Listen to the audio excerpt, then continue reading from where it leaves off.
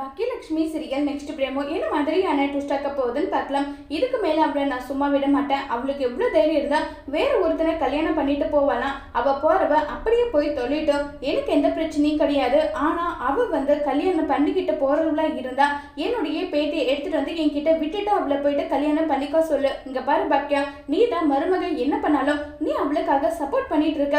இதுக்கு மேலேயும் உன்னுடைய பேச்செல்லாம் என்னால கேட்க முடியாது. ஒருவேளை அவ கல்யாணம் பண்றலாம் தாராளமா பண்ணிட்டு என்னுடைய செரியனோட நல்ல பையனா பார்த்து கல்யாணம் பண்ணிக்கிட்டு கூட அவ சந்தோஷமா இருக்கட்டும். ஆனா இனி அவளுக்கும் இந்த குடும்பத்துக்கும் எந்த ஒட்டு உறவும் கிடையாது.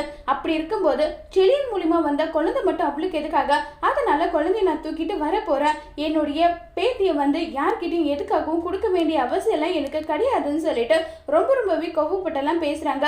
அத்தை இங்க பாருங்க அத்தை, முதல்ல எதுக்காக மறுபடியும் பிரச்சனையை உண்டாக்குறீங்க? பிரச்சனையை முடிக்கிறதுக்காக பாருங்கன்னு சொன்னதும் அதுக்காக அவ என்ன பேசினாலும் என்ன பண்ணாலும் அந்த குடும்பம் எது பண்ணாலும் அது எல்லாத்துக்குமே பொறுமையா இருக்க வேண்டிய அவசியம் எல்லாம் எனக்கு கிடையாது. புரியுதா?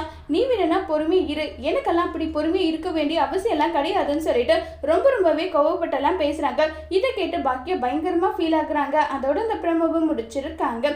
இனி வர போற எபிசோட்ல என்ன மாதிரியான ட்விஸ்ட் ஆக்க போகுது வெயிட் பண்ணி பார்க்கலாம். தேங்க்யூ.